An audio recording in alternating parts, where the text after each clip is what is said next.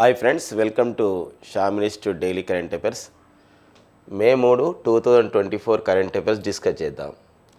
So మే 3 importance ఉంది. So మనకి మే 3ని ప్రపంచ పత్రికా స్వేచ్ఛా దినోత్సవం అని చెప్పేసి అంటాం. అంటే వరల్డ్ ప్రెస్ ఫ్రీడమ్ డే అంటాం. ఓకేనా, దానిపైన ఉన్న ఇన్ఫర్మేషన్ చూద్దాం.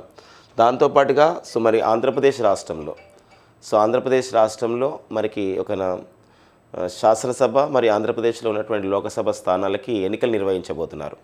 అంటే ఈ సార్వత్రిక ఎన్నికల్లో భాగంగా 4వ దశలో ఎన్నికలు నిర్వహిస్తున్నారు. 4వ దశలో మొత్తం 7 దశల్లో 4వ దశలో ఎన్నికలు నిర్వహించబోతున్నారు. అది మే 13, 2024. ఆ నేపథ్యంలో రాష్ట్రంలో ఓటర్ల సంఖ్యని ప్రకటించడం జరిగింది. దానికి సంబంధించిన విశేషాలు చూద్దామండి. నెక్స్ట్ వచ్చేసి మనకి Oxford book store book cover prize 2024 ఇవ్వడం జరిగింది. అంటే ఆక్స్ఫర్డ్ సంస్థ వాళ్ళు ఈ యొక్క బుక్ కవర్ పైన ఉన్నటువంటి ఒక కవర్ పేజీని ఆధారంగా తీసుకొని అలాంటి టైటిల్ ఎవరైతే మంచి డిజైన్ చేశారో వాళ్ళకి ఒక అవార్డు ఇస్తారనమాట. ఇలాంటిది అంటే ఈ మధ్య కాలంలో ఇది ఫస్ట్ ఆఫ్ ఇట్స్ కైండ్గా చెప్పొచ్చు అనమాట. అలాంటి ఒక అవార్డు ఇచ్చారు. ఎవరికి ఇచ్చారు, ఏ పుస్తకానికి ఇచ్చారు, అలాంటి విషయాలు చూద్దాం. India's commerce market. మనకి ఏదైతే ఆన్లైన్ మార్కెట్ ఉందో ఈ ఆన్లైన్ మార్కెట్ పైన ఇన్వెస్ట్ ఇండియా అనే సంస్థ, మన కేంద్ర పరిశ్రమలు వాణిజ్య శాఖ పరిధిలో పనిచేస్తున్నటువంటి ఇన్వెస్ట్ ఇండియా అనే సంస్థ ఒక రిపోర్ట్ ఇచ్చింది. ఆ రిపోర్ట్ను మనం చూద్దాం. అండ్ నెక్స్ట్ వచ్చేసి మనకి ఇంటర్నేషనల్ రిలేషన్స్లో భాగంగా ఇండియా ఇండోనేషియా, అంటే భారత్ మరియు ఇండోనేషియాల మధ్య సంబంధాలు ప్రారంభమై 75 ఇయర్స్ 75 సంవత్సరాలు అవుతుంది. ఆ నేపథ్యంలో ఇండియా ఇండోనేషియా పైన ఒక ప్రత్యేకమైన ఆర్టికల్ రావడం జరిగింది. దానిపైన చూద్దాం. అంతేకాకుండా నాసా, అంటే అమెరికా అంతరిక్ష పరిశోధన సంస్థ నాసా ఎక్కడో చాలా దూరంలో ఉన్నటువంటి సుమారుగా 22.6 కోట్ల కిలోమీటర్ల దూరంలో ఉన్నటువంటి ఒక సైకి అని చెప్పేసి ఒక 16 అనే ఒక సంబంధించిన శాటిలైట్ని అక్కడ పంపించారు. ఒక గ్రహశకలం మీదకి, ఒక ఆస్ట్రాయిడ్ మీదకి. అక్కడ నుండి ఒక లేజర్ సందేశం వచ్చిందనమాట. అలాంటిది ఒకటి జరిగింది. దానిపైన ఒక వివరణాత్మకంగా చూద్దాం. ఓకేనా, ఇవి ఈరోజు ఉన్నటువంటి మే 3, 2024లో ఉన్నటువంటి కొన్ని ముఖ్యమైనటువంటి పాయింట్స్. ఓకేనా. నెక్స్ట్ వచ్చేసి మనకి ఆంధ్రప్రదేశ్ రాష్ట్రంలో ఉన్న ఓటర్ల సంఖ్య. మనకి మొత్తం కూడా మార్చి 16, 2024న భారత ఎన్నికల సంఘం భారతదేశంలో 18వ లోకసభకి 18th లోకసభ 18వ లోకసభకి, అంటే దీన్ని మనం సార్వత్రిక ఎన్నికలు జనరల్ ఎలక్షన్స్ అని చెప్పేసి అంటాం. ఈ లోకసభ ఎన్నికల షెడ్యూల్ని విడుదల చేయడం జరిగింది. ఈ ఎన్నికల షెడ్యూల్లో భాగంగా దేశవ్యాప్తంగా ఉన్నటువంటి మొత్తం లోకసభ స్థానాలు మన కేంద్ర పార్లమెంట్ లోకసభ స్థానాలు వచ్చేసి 543 లోకసభ స్థానాలకి, దాంతోపాటుగా ఆంధ్రప్రదేశ్, తర్వాత ఒడిషా, అరుణాచల్ ప్రదేశ్ మరియు సిక్కిం, ఈ 4 రాష్ట్రాల శాసనసభ ఎన్నికలను కూడా నిర్వహిస్తున్నారన్నమాట. ఇలాంటి నేపథ్యంలో ఇవి మొత్తం కూడా 7 దశలు నిర్వహిస్తున్నారు. 7 దశలు నిర్వహిస్తున్నారు. 7 దశలు నిర్వహించేసి జూన్ 4, 2024న తుది ఫలితాలను ప్రకటించబోతున్నారు. ఇలాంటి నేపథ్యంలో మన ఆంధ్రప్రదేశ్ రాష్ట్రంలో ఆంధ్రప్రదేశ్, తెలంగాణ వీటిలో మనకి 4వ దశ ఎన్నికలు అనమాట. అంటే మే 13, 2024న 4వ దశ ఎన్నికలు నిర్వహించబోతున్నారు. అప్పుడే మనకి శాసనసభ ఎన్నికలు, అంటే 175 స్థానాలకు గాను శాసనసభ ఎన్నికలు, అండ్ నెక్స్ట్ వచ్చేసి మనకి 25 లోకసభ స్థానాలకు ఎన్నికలు నిర్వహిస్తారు. అలాంటి నేపథ్యంలో ఆంధ్రప్రదేశ్ రాష్ట్ర ఎన్నికల అధికారి, ఆంధ్రప్రదేశ్ రాష్ట్ర చీఫ్ ఎలక్టోరల్ ఆఫీసర్ అయినటువంటి ముఖేష్ కుమార్ మీనా వీరు ప్రకటించారనమాట. ఆంధ్రప్రదేశ్ రాష్ట్రంలో తుది ఓటర్ల జాబితాను ప్రకటించారు. దీని ప్రకారం 4,14,01,887 మంది ఆంధ్రప్రదేశ్లో ఓటర్లు ఉన్నారన్నమాట. అత్యధికంగా ఇప్పుడు మనకు తెలుసు ఫ్రెండ్స్, మనందరికీ కూడా ఆంధ్రప్రదేశ్లో జిల్లాల సంఖ్య వచ్చేసి మొత్తము 26 జిల్లాలు ఉన్నాయి. 26 జిల్లాలో అత్యధికంగా ఏ జిల్లాలో ఎక్కువ మంది ఓటర్లు ఉన్నారంటే కర్నూలు జిల్లాలో అత్యధికంగా ఓటర్లు ఉన్నారు.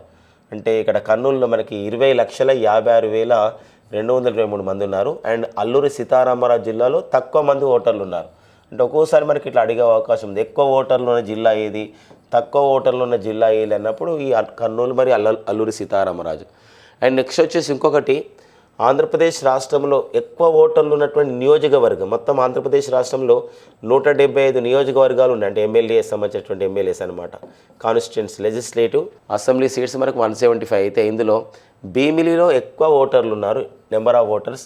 అండ్ పెడన అనే ఒక నియోజకవర్గంలో తక్కువ ఓటర్లు ఉన్నారన్నమాట. అలా కూడా మనకు ఒక్కోసారి ప్రాంతీయ అంశాలపైన కూడా దృష్టి పెట్టవచ్చు అనమాట. ఇది మనకి ఆంధ్రప్రదేశ్ రాష్ట్ర ఓటర్ల విషయం పైన ఆంధ్రప్రదేశ్ రాష్ట్ర ఎన్నికల అధికారి chief electoral officer M K Meena గారు ఈ విషయాన్ని చెప్పడం జరిగింది అనమాట. ఇది డేటా పరంగా మనకు ఉపయోగపడుతుంది, ఒక ప్రాంతీయ అంశంగా కూడా మనం చూసుకోవాల్సిన అవసరం ఉంటుందన్నమాట. నెక్స్ట్ కరెంట్ అఫైర్ చూద్దాం. ఆక్స్ఫర్డ్ బుక్ స్టోర్ వాళ్ళు బుక్ కవర్ ప్రైస్ని ఇంట్రడ్యూస్ చేయడం జరిగింది. అంటే బుక్ పైన కవర్ ఆధారంగా ఒక ఎందుకోసం అంటే కవర్ డిజైన్ కూడా మనకి ఇంపార్టెంట్. ఎందుకోసం బుక్ని మనం కొనే విషయంలో కానివ్వండి, చదివే విషయంలో కానివ్వండి మనకి ఎంతో ఇంపార్టెన్స్ ఉంటుంది.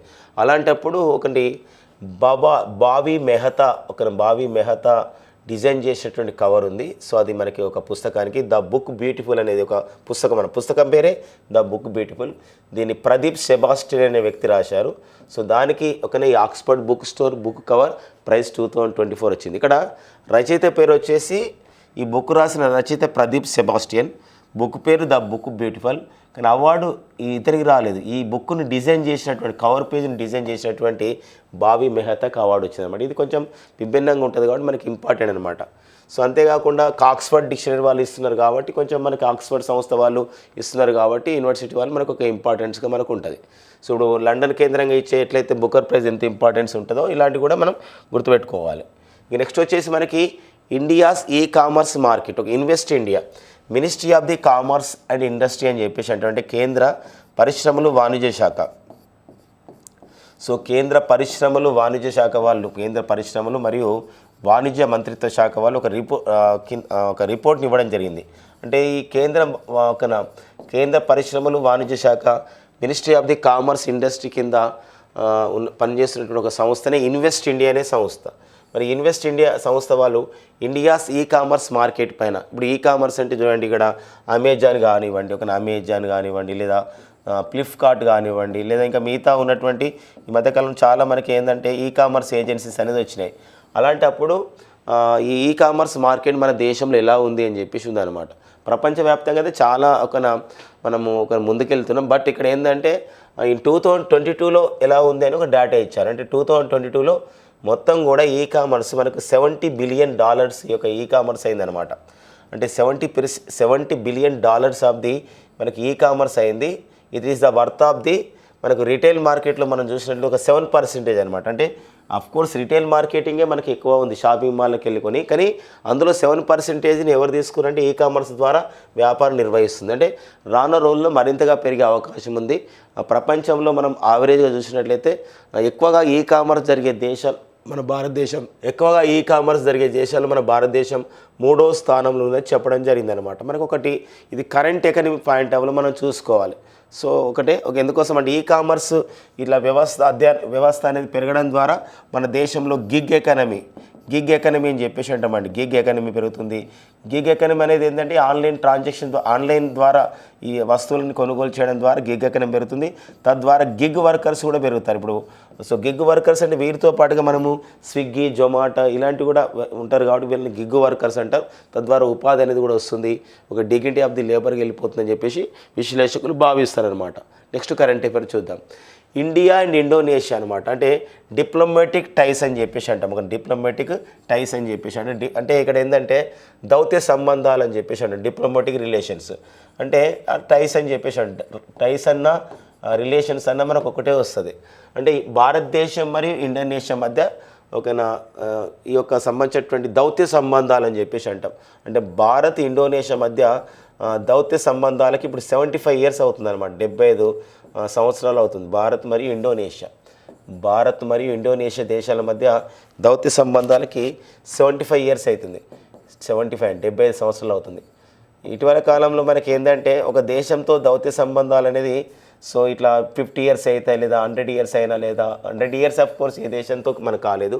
ఎందుకోసం అంటే మనం 1947లో స్వాతంత్రం పొందాం కాబట్టి మళ్ళీ 2047 నాటికి అట్లా అవుతాం కాబట్టి 75 ఇయర్స్ కావడం అయితే జరుగుతుంది. అలాంటప్పుడు ఇట్లా అడుగుతాడు ఒక్కోసారి మే 2024లో ఈ క్రింది ఏ 2 దేశాల మధ్య దౌత్య సంబంధాలు పూర్తయ్యాయి అని చెప్పేసి అన్నప్పుడు ఇట్లా ఇండియా ఇండోనేషియా దేశాల మధ్య మరి ఇండోనేషియా దేశాల మధ్య దౌత్య సంబంధాలు అభివృద్ధి కావడానికి జరుగుతున్నటువంటి పరిణామాలు ఏంటంటే సో మనము భారత్ ఇండోనేషియా దేశాల మధ్య సాగర్ అనే కార్యక్రమం నిర్వహిస్తున్నాం. సాగర్ అని చెప్పేసి అంటాం. సాగర్ అంటే ఏంటంటే ఇక్కడ security and growth, security and growth అండి, security and growth all in the reason అని చెప్పేసి అంటే సెక్యూరిటీ అండ్ గ్రోత్ అండి, security growth all in the reason అని చెప్పేసి అంటాం. All in the reason, security growth all in the reason అని చెప్పేసి అంటామండి. సో ఇట్లా ఎందుకోసం అంటే భారత్ 2014 నుండి యాక్ట్ ఈస్ట్ పాలసీలో భాగంగా, యాక్ట్ ఈస్ట్ పాలసీ అని చెప్పేసి అటువంటి తూర్పు వైపు చూడు, ఈ 2014లోని ఒక యాక్ట్ ఈస్ట్ పాలసీలో భాగంగా భారతదేశం ఏం చేస్తుందంటే ఒక భారత్ పొరుగు దేశాలతో అంటే నైబర్హుడ్ ఫస్ట్ అనే పాలసీ విధానంలో పొరుగు దేశాలు దాంతోపాటుగా తీర ప్రాంత దేశాలకి భద్రతకి ఇంపార్టెన్స్ ఇస్తుంది. అండ్ నెక్స్ట్ అంటే అంటే ఇక్కడ భద్రతకి ఇంపార్టెన్స్ ఇస్తుంది, వాటి అభివృద్ధి కూడా ఇంపార్టెన్స్ ఇస్తుంది. అంటే India gives the helping hand అనమాట. Helping hand is in the name of the assistants are in the name of the security అనమాట. అలాంటి నేపథ్యంలో ఇండోనేషియాతో కూడా అలా చేస్తున్నాం. ఇంకొకటి ఏంటంటే కార్పాట్ ఆర్ కోర్పాట్ అని చెప్పేసి అంటాం. కోఆర్డినేటెడ్ పెట్రోల్ అని చెప్పేసి అంటాం. కోఆర్డినేటెడ్ అంటే సమన్వయంతో పెట్రోలింగ్ చేస్తున్నాం. వాట్ ఈజ్ పెట్రోల్ అంటే గస్తీ చేపట్టడం అంటాం. గస్తీ కూడా చేపట్టడం జరుగుతుంది అన్నమాట. కోఆర్డినేటెడ్ పెట్రోల్ అని చెప్పేసి అంట. ఇదేంటే గస్తీ చేపట్టడం అంటే it is that one category of the naval exercise కూడా అంట. కార్పాట్ లేదా కోర్పాట్ అనేది కూడా మనకి నావికా విన్యాసాలతో సమానం. అంటే ఒక పోలీస్ డిపార్ట్మెంట్ వాళ్ళు ఎట్లయితే పెట్రోలింగ్ నిర్వహిస్తారో సముద్ర జలాల్లో మనకు కేటాయించినటువంటి ప్రాదేశిక జలాల్లో మనం ఏం చేస్తామంటే మాక్ డ్రిల్స్ని ఏర్పాటు చేస్తూ లేకపోతే గస్తీని చేపడతాం అనమాట. అలా కూడా భారత్ ఇండోనేషియా మధ్య జరుగుతుంది. సో దాంతోపాటుగా ఇండియా అండ్ ఇండోనేషియా వాళ్ళు ప్రతి సంవత్సరం కూడా మన భారతదేశం అండ్ ఇండోనేషియా సముద్ర శక్తి అనే పేరుతో సో నావికా విన్యాసాలు కూడా నిర్వహిస్తున్నారు. సముద్ర శక్తి అని చెప్పేసి అంటాం. సో సముద్ర శక్తి తద్వారా ఏమైతుందంటే ఇండియా ఇండోనేషియా మధ్య సముద్ర శక్తి అనే పేరుతో ఇలా నావికా విన్యాసం నిర్వహించడం ద్వారా సో ఇరు దేశాల మధ్య నావికా సంబంధాలు బలోపేతం కావడం కూడా జరుగుతుందన్నమాట. లేకపోతే అక్కడ ఉన్నటువంటి ఆ సముద్రంలో వివిధ దేశాలు జరుగుతున్నటువంటి ఏదైతే విన్యాసాలు ఉంటాయో, ఏవైతే ఎక్సర్సైజ్ ఉంటాయో అవి ఇరు దేశాల వారు ఒకరి నుండి మరొకరు నేర్చుకునే విధంగా జరుగుతుందన్నమాట. ఇది మనకి ఇండియా ఇండోనేషియా మధ్య ఉన్నటువంటి సంబంధాలకి ప్రతీకగా మనం చెప్పవచ్చు అనమాట. అంటే ఇంకా ఒక 75 years నుండి ఇలా కొనసాగుతున్నాయని చెప్పేసి అన్నప్పుడు ఒక ఇంపార్టెన్స్గా మనం చూసుకోవాల్సిన అవసరం ఉంటుంది. సో ఇండోనేషియా చెప్తున్నా కూడా ఇండోనేషియా పైన మరొక ఇంపార్టెన్స్ ఉందండి. సో ఇండోనేషియా పైన ఉన్న ఇంపార్టెన్స్ ఏంటంటే కొత్త అధ్యక్షుడు వచ్చాడు, ప్రభువో సుబయంతో. ఎవరండి? ప్రభువో సుబయంతో. ఓకేనా, ప్రభువో సుబయంతో అనేవారు కానీ ప్రభువో సుబయంతో అనేవారు. సో ఇండోనేషియాకి కొత్త అధ్యక్షుడు రావడం జరిగిందనమాట. అండ్ నెక్స్ట్ వచ్చేసి ఇండోనేషియాకి న్యూ క్యాపిటల్ సిటీగా ప్రకటించారు. మరి ఇండోనేషియాకి న్యూ క్యాపిటల్ సిటీగా ఇటీవల దేన్ని ప్రకటించారంటే నౌసంతరాని ప్రకటించడం జరిగింది. సో ఆ నేపథ్యాన్ని కూడా చూసుకోవాల్సిన అవసరం ఉందండి. ఇక నెక్స్ట్ వచ్చేసి ఇక మరికొంత సంబంధించిన కరెంట్ అఫైర్స్ మనకు ఉన్నాయండి. ఇక్కడ ఏంటంటే మరికొన్ని కరెంట్ అఫైర్స్ మనం చూసుకునే ప్రయత్నం చేద్దాం. 46వ అంటార్క్టికా. ఓకేనా, 46వ ఇది ఒకటి రాసుకుందాం ఇక్కడ. ఓకేనా, నెక్స్ట్ పేజ్ 46వ అంటార్క్టికా ట్రీటీ కన్సల్టేటివ్ మీటింగ్ అండి. అంటార్క్టికా ఒక ప్రాంతం అండి, అది ఒకటి మొత్తం కూడా హిమ ప్రాంతం, మొత్తం కూడా మంచుతో ఉన్న ప్రాంతం. అక్కడ ఇప్పుడు మనము మైత్రి అండ్ భారతి అనే పేరుతో కొన్ని విడిది కేంద్రాలు కూడా మనం ఏర్పాటు చేసుకొని పరిశోధన చేస్తున్నాం. సుమారు 70కి పైగా దేశాలు కూడా అక్కడ పరిశోధన కేంద్రాలు ఏర్పాటు చేస్తున్నాయి. అలాంటి నేపథ్యంలో 46వ అంటార్క్టికా ట్రీటీ కన్సల్టేటివ్ మీటింగ్కి మన భారతదేశం నేతృత్వం వహిస్తున్నాం. భారత్ అంటే అంటార్క్టికాలో పరిశోధన చేస్తున్నప్పుడు ఆ అంటార్క్టికాలో పరిశోధన ఏంది అని చెప్పేసి వివిధ దేశాల మధ్య సమన్వయంతో ఒక మీటింగ్ ఏర్పాటు చేయడం జరిగింది. సో ఈ మీటింగ్ని ఎవరు ఏర్పాటు చేసినంటే కేంద్ర భూపరిజ్ఞానం శాఖ పరిధిలో పనిచేస్తున్నటువంటి మినిస్ట్రీ ఆఫ్ ది ఎర్త్ సైన్సెస్లో పనిచేస్తున్నటువంటి NCPOR అనే సంస్థ. ఇది NCPOR అనే సంస్థ ఎక్కడ ఉంటుందంటే NCPOR అనే సంస్థ గోవాలో ఉందండి. గోవాలో ఉంది. So national centre for polar and ocean research అని చెప్పేసి అంటామండి. National centre for polar and ocean research అని చెప్పేసి అంటామండి. ఇందులో 56 దేశాలు పాల్గొంటున్నాయి. యాక్చువల్గా అంటార్క్టికాలో 70 దేశాలు కూడా అక్కడ పరిశోధన చేస్తున్నాయి, కానీ కొన్ని దేశాలు మాత్రమే సభ్యత్వం ఉంది. ఈసారి ఇన్ని దేశాలు మాత్రమే హాజరవుతున్నాయి అన్నమాట. ఎగ్జామ్లో అడిగే విధానం ఏంటంటే 46వ ఎందుకోసం అంటే మనం అక్కడ పరిశోధన చేసే అంశాలపైన సమాచారాన్ని ఇచ్చిపుచ్చుకోవాల్సిన అవసరం ఉంటుంది. అందుకోసమే 46వ అంటార్క్టికా ట్రీటీ కన్సల్టేటివ్ ఒక సంప్రదింపుల మీటింగ్ అని చెప్పేసి అంటాం. ఈ 46వ అంటార్క్టికా ట్రీటీ కన్సల్టేటివ్ మీటింగ్ అనేది ఎవరు నేతృత్వం వహించారు అంటే భారతదేశం. So national centre for polar and ocean research వాళ్ళు దీన్ని నిర్వహిస్తున్నారు. గోవాకు చెందినటువంటి ఈ సంస్థ. ఇది కేంద్ర భూపరిజ్ఞాన మంత్రిత్వ శాఖ కిందకు వస్తుంది. Ministry of the earth sciences. 56 దేశాలు పాల్గొంటాయి. 22.6 కోట్ల కిలోమీటర్ల దూరం నుంచి అని లేజర్ సందేశం అనేది రావడం జరిగిందండి. 22.6 కిలోమీటర్ల నుండి ఇది నాసా ప్రకటించింది. సో ఫ్రెండ్స్, మీరు గమనించండి, ఇదంతా మన భూమి అండి. ఇక్కడ గ్రహశకలం పైన ఒక సైకీ 16 అనే గ్రహశకలం ఉందండి. ఈ సైకీ 16 అని చెప్పేసి అంటాం. సైకీ 16 ఈ గ్రహశకలం పైన మనకు ఓకేనా సైకీ అని ఒక వ్యోమనౌకని ఒక సంబంధించిన శాటిలైట్ని పంపించడం జరిగింది నాసా. అక్కడ నుండి ఒక లేజర్ సందేశం రావడం జరిగింది. ఇక్కడ ఉన్నటువంటి deep space optical communication system ద్వారా ఈ సందేశం వచ్చినట్టు ప్రకటించడం జరిగింది. ఇటీవల కాలంలో నాసాకు 22.6 కిలోమీటర్ల 22.6 కోట్ల కిలోమీటర్లు అండి. 22.6 కోట్ల కిలోమీటర్స్ గుర్తుపెట్టుకోండి, 6 కోట్ల కిలోమీటర్స్. సో మరి ఇన్ని కిలోమీటర్ల దూరం నుండి ఇంత లేజర్ సంకేతం వచ్చింది, ఒక మెసేజ్ వచ్చింది అక్కడ ఉన్న పరిణామాల పైన, అక్కడ ఉన్నటువంటి ఒక సిగ్నల్స్ పైన. అంటే ఇక్కడ మనకు ఒక అరుదైనటువంటి విషయంగా మనం చెప్పొచ్చు అనమాట ఒక ఖగోళ శాస్త్రంలో. కాబట్టి ఇది ఒక ఇంపార్టెన్స్గా ఉంటుంది.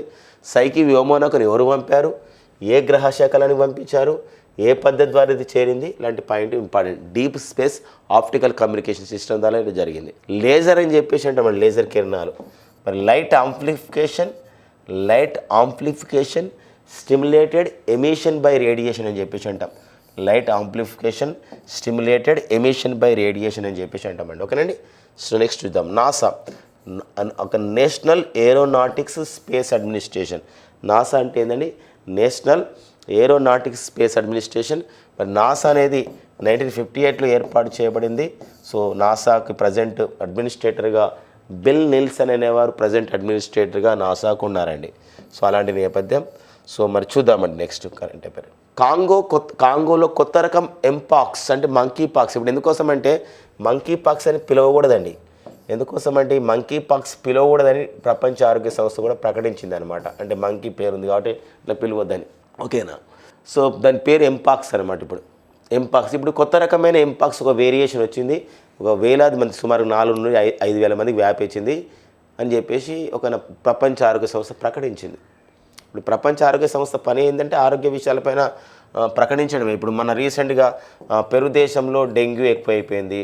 పెరు దేశం వల్ల అప్పుడు వెంటనే ప్రపంచ ఆరోగ్య సంస్థ సూచన మేరకి పెరును ఆరోగ్య అత్యవసర పరిస్థితిగా ప్రకటించారు. ఇటీవల కాలంలో ప్యారెట్ అనే డిసీజ్ వచ్చింది. ఈ ప్యారెట్ అనే డిసీజ్ అనేది ఏ దేశంలో వచ్చిందంటే ఇది ఐరోపా ఖండంలో వచ్చింది. అందుకే ఇప్పుడు జాగ్రత్తగా ఉండమని హెచ్చరించింది అనమాట WHO. లైక్ దట్ ఏంటంటే వైరస్ ద్వారా వచ్చే ఒక రకమైన వైరస్ ద్వారా వచ్చే ఏదైతే ఎంపాక్స్ ఉందో, ఈ ఎంపాక్స్ ఏదైతే మనకు ఒక జబ్బు ఉందో అది మనకి ఒక కాంగోలో కొత్త రకంగా వచ్చింది, జాగ్రత్తగా ఉండమని ప్రపంచ దేశాలను హెచ్చరిస్తూ కాంగోకు కొన్ని సూచనలు సలహాలు ఇవ్వడం జరిగింది దాన్ని కరకట్టే విషయంలో అనమాట. కాబట్టి ఇటీవల కాలంలో కొత్త రకమైన ఎంపాక్స్ అనేది ఎక్కడ వచ్చిందంటే కాంగో దేశం. కాంగో అంటే ఇక్కడ ఇది ఆఫ్రికా ఖండంలో దేశం. దీని పూర్తి అంటే కాంగో ఒక నది కూడా ఉంటుంది కాబట్టి దీనికి పూర్తిగా ఏమని పిలుస్తామంటే Democratic Republic of the Congo అని పిలుస్తామండి. ఇదండి Democratic Republic of the Congo దేశంగా దీన్ని మనం పిలవడం జరిగింది. డెమోక్రటిక్ రిపబ్లిక్ ఆఫ్ ది కాంగోగా పిలుస్తామన్నమాట. సో నెక్స్ట్ వచ్చేసి మరికొన్ని విషయాలు మనం చూసే ప్రయత్నం చేద్దామండి ఇక్కడ. సో ఇక్కడ ఏంటంటే ఇక్కడ మరికొన్ని సంబంధించిన విషయాలు చూసినట్టయితే ఈ మధ్య కాలంలో డెమోక్రటిక్ రిపబ్లిక్ ఆఫ్ కాంగో విషయంలో ఒకటి ఉందండి. సో ఇక్కడ జుడిత్ సుమిన్వా తులూకా అండి. జుడిత్ సుమిన్వా తులూకా అనేవారు ఇటీవల కాంగో దేశానికి అలా democratic Republic of the Congo దేశానికి ఒక తొలి మహిళా ప్రధాని, the first women became the prime minister to the ఒక తొలి మహిళా ప్రధానమంత్రిగా నియమితులు కావడం జరిగింది. మరి democratic Republic of the Congo ఉంటుంది. కాంగో ఒక నది ఉంటుంది. ఒక భూమధ్య రేఖను 2 సార్లు కూడా ఒక క్రాస్ చేసిన నదిగా ఉందన్నమాట కాంగో నది. కాంగో దేశ రాజధాని వచ్చేసి ఏంటంటే కిన్షా అండి. ఏదండి కిన్షా అనేది కాంగో దేశ రాజధాని అండి. ఓకేనా. నెక్స్ట్ చూద్దాం. బటాలిప్స్ చంద్రయాని. ఇది ఏంటంటే బటాలిప్స్ చంద్రయాన్ అని చెప్పేసి అంటే ఇక్కడ ఒక ఇంపార్టెంట్ ఉంది. బటాలిప్స్ చంద్రయాన్ చూద్దామండి. బటాలిప్స్ చంద్రయాని. సో మనకి తమిళనాడు తీర ప్రాంతంలో Cochin university of the science technology వాళ్ళు దీన్ని గుర్తించడం జరిగింది అనమాట. ఒక కొత్త రకమైన జీవిని. దీనికి ఏమని పేరు పెట్టడం జరిగిందంటే ఇది ఒక మెరైన్ టార్టిలేడ్ జాతికి చెందినటువంటి ఒక జీవిగా ఉంది. సో మరి ఈ జీవికి ఏమని పేరు పెట్టడం జరిగిందంటే ఈ యొక్క బటాలిప్స్ చంద్రయాని, ఈ ఒక సముద్ర జీవికి అట్లా పెట్టడం జరిగింది అనమాట. ఒక చేపలాగా ఉండేది. ఇలా మనకు అంటే చంద్రయాన్ ఎందుకని పెట్టారంటే మన భారత్ సక్సెస్ఫుల్ అయింది కదా, మన ఇస్రో చేసినటువంటి ఏదైతే సక్సెస్ఫుల్ ఉన్నటువంటి ఒక విజయవంతమైనటువంటి మన చంద్రయాన్ అంటే ఒక చంద్రుడి మీదకి దక్షిణ ధ్రువం మీదకి ప్రజ్ఞాన్ రోవర్ని లేక మరి విక్రమ్ ల్యాండ్ అని పంపించడం చంద్రయాన్ 3 కార్యక్రమం ద్వారా. దాని గుర్తుగా బాటాలిప్స్ చంద్రయాన్ అనే ఒక సైంటిఫిక్ నేమ్ ఇవ్వడం జరిగింది అనమాట ఒక జీవికి. ఇలా ఈ మధ్యకాలంలో జరుగుతుందండి. ఇప్పుడు ఫర్ ఎగ్జాంపుల్ చూడండి, మెలనోక్లోమిస్ ద్రౌపది ఏదంటే ఇక్కడ ఒడిషా తీర ప్రాంతం, ఒడిషాతో పాటుగా ఒడిషా వెస్ట్ బెంగాల్ తీర ప్రాంతం మధ్యలో రెండు రాష్ట్రాల మధ్యలో ఒక రకమైన జీవి కనిపెట్టారు అనమాట. దానికి జువాలజికల్ సర్వే ఆఫ్ ఇండియా వాళ్ళు దానికి ఏమని పేరు పెట్టారంటే మెలనోక్లోమిస్ ద్రౌపది, మన భారత రాష్ట్రపతి గౌరవార్థం. ఈ మధ్యకాలంలో మనం చూసినట్లయితే ఇక్కడ ఈ మధ్యకాలంలో మనకి కొచ్చి ప్రాంతంలో ఈ యొక్క కేరళ ప్రాంతంలో ఒక రకమైన చిన్న చేప దొరికింది. దానికి ఇస్రో పేరుతో ఇస్రో యొక్క చేసిన సేవలు గుర్తుగా ఇస్రో అని ఒక పేరు పెట్టారు ఒక జీవికి. ఓకేనండి. ఈ మధ్యకాలంలో మన శేషాచలం కొండలో ఒక కొత్త రకమైనటువంటి ఒక ప్లాంట్ దొరికింది, ఒక మొక్క. దానికి ఏమని పేరు పెట్టాడంటే లెప్టోగతిస్ రాజశేఖరే. ఎవరండి లెప్టోగతిస్ రాజశేఖర్ అంటే మన ఉమ్మడి ఆంధ్రప్రదేశ్ మాజీ ముఖ్యమంత్రి అయినటువంటి వైఎస్ రాజశేఖర రెడ్డి జ్ఞాపకార్థం లెప్టోగతిస్ రాజశేఖర్ అని పేరు పెట్టారు. ఇక్కడ ఏంటంటే బాటాలిప్స్ చంద్రయాన్ పేరు పెట్టడం జరిగింది ఒక రకమైన జీవికి. చంద్రయాన్ ఉపగ్రహం అంటే చంద్రయాన్ యొక్క శాటిలైట్కు గుర్తుగా అనమాట. ఓకేనా. నెక్స్ట్ చూద్దాం. ప్రపంచంలో అత్యంత కాలుషిత నగరంగా ఐక్యూఏర్ అనే సంస్థ అంటే రిపోర్ట్స్ మారుతూ ఉంటాయి. మొన్నటి వరకు మనం చూసినట్టయితే అంటే ప్రపంచంలో అత్యంత కలుషిత రాజధాని ఏంటి అంటే ఢిల్లీగా ప్రకటించారు లాస్ట్ 2 months బ్యాక్ రిపోర్ట్లో. ఇప్పుడు ప్రపంచంలో అత్యంత కలుషిత నగరంగా మోస్ట్ పొల్యూటెడ్ సిటీస్ సంబంధించినటువంటి ఏది అని ఐక్యూఏర్ అనే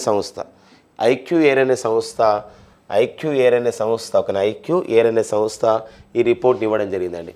మరి 101 నగరాల రియల్ టైం కాలుష్యం, 101 నగరాల రియల్ టైం కాలుష్యాన్ని అంటే రియల్ టైం అంటే నిజంగా అక్కడ ఎలా ఉంది కాలుష్యం అని చెప్పేసి అధ్యయనం చేసి ఈ రిపోర్ట్ని ఇవ్వడం జరిగింది. ఇందులో అత్యంత కలుషిత నగరంగా కాఠ్మాండు అంటే నేపాల్లోని కాఠ్మాండు, న్యూఢిల్లీ రెండో స్థానం ఉంది. థాయిలాండ్లోని చియాంగ్ మై, వియత్నాంలోని అబాయ్ అంటే హనోయ్ అంట, వియత్నాంలో హనోయ్, థాయిలాండ్లోని బ్యాంకాక్ అంటే థాయిలాండ్ రాజధాని బ్యాంకాక్, అండ్ బంగ్లాదేశ్లోని ఢాకా. ఈ ప్రాంతాలకి చేర్చడం జరిగిందనమాట. ఒక ఇంపార్టెంట్గా చూసుకోవాలి, ఒక రిపోర్ట్ అనమాట. ఇది రిపోర్టు అండ్ ఇండిసెస్లో ఇంపార్టెంట్గా ఉంటుంది. నెక్స్ట్ వచ్చేసి మనకి ఏవియేషన్ ఉద్గారాలండి. అంటే ఏవియేషన్ అంటే అర్థం ఏంటంటే పౌర విమానయానం. మరి పౌర విమానయానంలో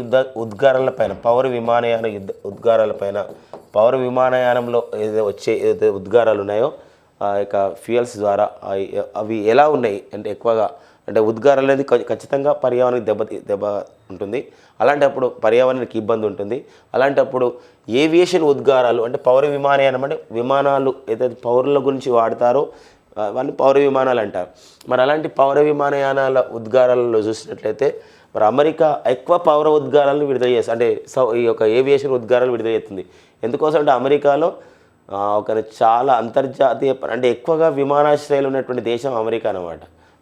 అలాంటి నేపథ్యంలో ఎక్కువ విమానాలు ఉంటాయి కాబట్టి అలా ప్రయాణం చేస్తాయి కాబట్టి ఎక్కువ ఉద్గారాలు వస్తున్నాయి. అంటే మొత్తంలో 22% అంటే మొత్తం ఉద్గారాల్లో 22% ఎక్కడంటే అది అమెరికా అండి. చైనా 2వ స్థానంలో ఉంది, బ్రిటన్ 3వ స్థానంలో ఉంది. ఎక్కువగా ఏవియేషన్ ఉద్గారాల్లో మొదటి 3 స్థానాల్లోనే అమెరికా, చైనా, బ్రిటన్ అండి. భారతదేశం అయితే ఉద్గారాలలో అంటే మొత్తం ఉద్గారాల్లో 3% ఉంది. ఓన్లీ దేశీయ ఉద్గారాలలో చూసినట్టయితే 1.5%, అంటే ఒక దేశం పరంగా చూస్తే 1.5% ఉంది. దానికని ఈ రిపోర్ట్ మనం ఇంపార్టెంట్గా ఉంటుందండి. భారతదేశం మొత్తం ఉద్గారాలు ఎంత శాతం అంటే 3% ఉంది ప్రపంచవ్యాప్తంగా. అది ఇంపార్టెంట్గా చూసుకోండి. ఓకే. చాంగే 6 వెరీ సూన్ అనమాట. అంటే చాంగే 5 ఆల్రెడీ మనకి చైనా చాంగే పైన ఒక అంతరిక్ష కార్యక్రమాన్ని నిర్వహించింది. ఈ చాంగే 5 ద్వారా చంద్రుడి పైన సక్సెస్ఫుల్గా దిగింది ఒక రోవర్ ప్రజ్ఞాన్. అంటే మనలాగా ఎట్లయితే చంద్రయాన్ 3 ఎట్లా సక్సెస్ అయిందో చాంగే 5 కూడా అట్లా సక్సెస్ అయింది. మరి చంద్రుడి పైన ఇంతవరకు సక్సెస్ఫుల్గా తమ యొక్క శాటిలైట్స్ని మిషన్ని పంపించిన దేశాలు ఇప్పుడు ఒక 5 దేశాలు ఉన్నాయన్నమాట, జపాన్తో కలుపుకొని. ఓకేనా. అమెరికా, రష్యా, చైనా, భారతదేశం అండ్ జపాన్ దేశం. జపాన్ వాళ్ళది స్లిమ్ ఇలాంటి నేపథ్యంలో ఇప్పుడు చైనా వాళ్ళు మరో కార్యక్రమాన్ని చేస్తున్నారు. చందమామ ఆవలి భాగం పైన చరిత్రలో తొలిసారిగా ప్రయోగం చేయబోతారు. అంటే అంటే చంద్రుడు ఉన్నాడు అనుకోండి, చంద్రుడికి ఆవలి పక్కన అంటే ఒక పక్కనే వెళ్తున్నారు. ఇప్పుడు ఇదొక చంద్రుడు అనుకుంటే అందరు ఇప్పుడు ఈ పక్క వెళ్తున్నారు. ఇప్పుడు ఈ పక్కనే కాదు, అటు సైడ్ కూడా ఇటు సైడ్ కూడా. అంటే ఇప్పుడు మనకు ఒక కాయిన్ తీసుకుంటే బొమ్మ బొరుసు ఎట్లా అనుకుంటామో ఇట్లా మనకు ఈ పక్కన కూడా ప్రయోగం చేయబోతున్నారు అనమాట. అలా అలా అలా పంపించడానికి చాంగే 6ని పంపిస్తున్నారు త్వరలో. ఇంక డేట్ ఫిక్స్ కాలే. చైనా వాళ్ళు చందమామ అందరు ఒకవైపున వెళ్తున్నారు, ఇంకొక వైపున వెళ్ళడానికి అంటే రౌండ్గా ఉంటుంది అనుకో, ఇంకొక వైపున ప్రయోగం చేయడానికి అక్కడ చేయడానికి లాంగ్ మార్చ్ 5Y8 అనే రాకెట్ ద్వారా ఈ చాంగే 6 ఉపగ్రహాన్ని పంపించబోతున్నారు. చాంగే 6 ఓకేనా, అది ఇంపార్టెంట్గా ఉందండి. షాంపెన్ లేదా షోంపెన్ అని చెప్పేసి అంటాం. షాంపెన్ ఈ మధ్యకాలం బాగా గుర్తుపెట్టుకోండి ఫ్రెండ్స్. ఇప్పుడు త్రిపురలోని బ్రూ కమ్యూనిటీ వాళ్ళండి, త్రిపురలోని బ్రూ అనే ఒక సంబంధించినటువంటి కమ్యూనిటీ వాళ్ళు ప్రజలు తొలిసారిగా ఈ యొక్క 18వ లోకసభ ఎన్నికల్లో ఓటు హక్కు వినియోగించుకుంటున్నారు. అండ్ అండమాన్ నికోబార్ దీవుల్లోని గ్రేట్ నికోబార్ దీవుల్లో సుమారు ఒక 300 నుండి 400 మంది ఉండే ఈ యొక్క షోంపెన్ తెగ ఫస్ట్ టైం ఈసారి 18వ లోకసభ ఎన్నికల్లో ఓటు హక్కును వినియోగించుకుంటారు అనమాట. కాబట్టి వెరీ వెరీ ఇంపార్టెంట్ అండి. ఈ యొక్క షోంపెన్ తెగ ఎక్కడ ఉంటుంది కూడా అడుగుతాడండి. లా కుంబ్రే వాల్కనో, ఇది మనకి గలాపాగోస్ ఐస్లాండ్లో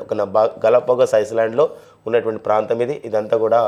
సో ఇది లా కుంబ్రే వాల్కనో ఎరప్షన్ కావడం జరిగింది అనమాట. కాబట్టి ఇటీవల కాలంలో ఈ క్రింది ఐలాండ్స్లో ఉన్నటువంటి వాల్కనో ఒక అగ్నిపర్వతం అయింది అంటే లా కుంబ్రే అని వాల్కనో. అది ఎక్కడ, ఏ ప్రాంతంలో? గలాపాగోస్. ఇది వెరీ వెరీ ఇంపార్టెంట్. ఈ మధ్యలో మనం అంటార్టికాలో చూసాం. సో ఎరిబస్ అని చెప్పేసి ఒక వాల్కనో ఎరప్ట్ అయింది. ఇది ఎక్కడైంది? అంటార్టికా అండి.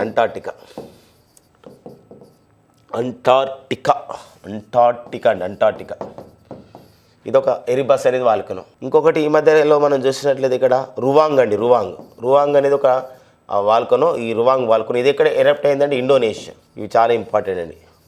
ఈ ఎరిబస్సులు అయితే కొంచెం గోల్డ్ కూడా బయటకు వస్తుందని చెప్పేసి అంటున్నారు. రోజుకు 80 గ్రాముల గోల్డ్ ఆ లావాలో కలిసిపోతుందంట. ఇక నెక్స్ట్ వచ్చేసి మనకి ఎన్ఆర్ఐ ఓట్ల పైన, అంటే ఒక రాష్ట్రంలో ఎన్ఆర్ఐ ఓట్లు ఎంతమంది ఉన్నారు అనేది ఒక రిపోర్ట్ వచ్చిందండి. అంటే మన దేశంలో ఓటుతారు, కానీ వేరే దేశంలో ఉంటారు వాళ్ళు మనకు ఓటు హక్కుని వాళ్ళకి కల్పించడం జరిగిందనమాట. అప్పుడు ఈ ప్రవాస భారతీయ సదస్సు జరిగినప్పుడు వాళ్ళకు ఓటు హక్కు కల్పించాలన్నప్పుడు చాలామంది విదేశాల్లో ఉన్న భారతీయులు కూడా తమ ఓటు హక్కును వినియోగించుకోవడానికి వివిధ ఏర్పాట్లు చేసుకుంటారు. కొందరైతే విదేశాల నుండి కూడా తమ విదేశాల నుంచి వచ్చి కొన్ని వేల ఖర్చు చేసి కూడా ఓటు హక్కును వినియోగించుకుంటారు. గమనించండి. కానీ మన దేశంలో కొందరు ఇప్పుడు చూడండి, ఇప్పుడు మన భారతదేశంలో ఇంతవరకు 2 దశల్లో ఎన్నికలు జరిగినాయి. 2 దశల ఎన్నికల్లో కూడా 66%, అంటే మొదటి దశ ఎన్నికలు కూడా 66%, రెండవ దశ ఎన్నికల్లో కూడా 66% జరిగింది. మొన్న ఏప్రిల్ 19 అండ్ ఏప్రిల్ 26 2 దశల్లో కూడా లోక్సభ ఎన్నికల్లో మన 2024 మొన్న జరిగింది. ఇప్పుడు మళ్ళీ ఇంకా 5 దశలు ఎన్నికలు జరగబోతున్నాయి. మరి అంటే ఇంకా 34% మంది యూజ్ చేసుకోవలేదు. ప్రపంచవ్యాప్తంగా 2024 సంవత్సరానికి ఈ 18వ లోక్సభ మొత్తం ఎన్నికల షెడ్యూల్ చూసినట్లయితే, ఎన్నికల ఓటర్ల జాబితా చూస్తే ఎన్ఆర్ఐ ఓట్లు మొత్తం 1,18,000 ఉన్నాయండి. 1,18,000 మంది అప్లై చేసుకున్నారు. అందులో అత్యధికంగా ఏ రాష్ట్రంలో ఎన్ఆర్ఐ ఓటర్లు ఉన్నారంటే అత్యధికంగా కేరళ అండి. కేరళ అత్యధికంగా ఎన్ఆర్ఐ ఓటర్లు ఉన్నారు. ఆంధ్రప్రదేశ్ 2వ స్థానం, మహారాష్ట్ర అండ్ తెలంగాణ ఇలా ఉందండి. కేరళలో మొత్తం ఓటర్ల పర్సెంటేజ్గా చూస్తే 74.9% ఎన్ఆర్ఐ ఓట్లు ఉన్నారండి కేరళలో అత్యధికంగా. అండ్ నెక్స్ట్ వచ్చేసి ఆంధ్రప్రదేశ్లో 6.4% ఉన్నారు. అండ్ నెక్స్ట్ వచ్చేసి మహారాష్ట్రలో అంటే 4.7% అండ్ తెలంగాణలో 2.9% ఎన్ఆర్ఐ ఓటర్లు ఉన్నారు. అంటే గమనించండి, అంటే కేరళలో అంటే ఈ 1,18,000 గమనించాలి. కేరళలో ఈ మొత్తం మన భారతదేశంలో అంటే వివిధ దేశాల్లో ఉండి ఎన్ఆర్ఐలుగా ఉండి ప్రవాస భారతీయులుగా ఉండి మన దేశంలో ఓటు హక్కును ఎంతమంది అప్లై చేసుకున్నారంటే 1,18,000 వారందరికీ ఎన్ఆర్ఐ ఓట్ల కిందగా ఉన్నారు. అందులో అత్యధికంగా కేరళ వాళ్ళు 74.9% ఇందులో వీళ్ళు ఉన్నారనమాట. తర్వాత ఆంధ్రప్రదేశ్, తర్వాత మహారాష్ట్ర, తర్వాత తెలంగాణ ఇలా ఉన్నారని జరిగింది ఎన్ఆర్ఐ ఓట్లు అనమాట. ఇది భారత ఎన్నికల సంఘం ప్రకటించడం జరిగింది. Nano zinc and nano zinc and nano copper. Friends, మనందరికీ తెలుసు మన ఇండియన్ ఫార్మర్స్ ఫెర్టిలైజర్స్ కోఆపరేటివ్ సంస్థ వాళ్ళు liquid form of the nano యూరియాని విడుదల చేయడం జరిగింది. అండ్ నానో యూరియా ప్లస్ని కూడా విడుదల చేయడం జరిగింది. ఈ నానో యూరియాలో 4 to 5% నైట్రోజన్ ఉంటే నానో యూరియా ప్లస్లో 16% ఆఫ్ ది నైట్రోజన్ ఉంది. దీంతో పాటుగా ఇప్పుడు కొన్ని సంబంధించిన నేలల్లో జింక్ లోపం ఉంటుంది, కాపర్ లోపం ఉంటుంది. అలాంటప్పుడు నానో జింక్ అనే ఒక లిక్విడ్ ఫామ్ ఆఫ్ ది యూరియాను, నానో కాపర్ అనే లిక్విడ్ ఫామ్ ఆఫ్ ది యూరియాను కూడా సో వీటిని మనం నానోటెక్ యూరియాలని ఎరువులని పిలుస్తాం. వాటిని విడుదల చేసినట్లు ప్రకటించడం జరిగింది. So very very important. ఇవి కూడా మనకి సో ద్రవ రూపంలో ఉంటాయి అన్నమాట, లిక్విడ్ ఫామ్లో ఉంటాయి. సో వెరీ ఇంపార్టెంట్ అనమాట. ప్రపంచంలోనే ద్రవరూప యూరియాని అభివృద్ధి చేసిన దేశం మన భారతదేశం, మన ఇప్కో సంస్థలు అనమాట. ఓకేనండి.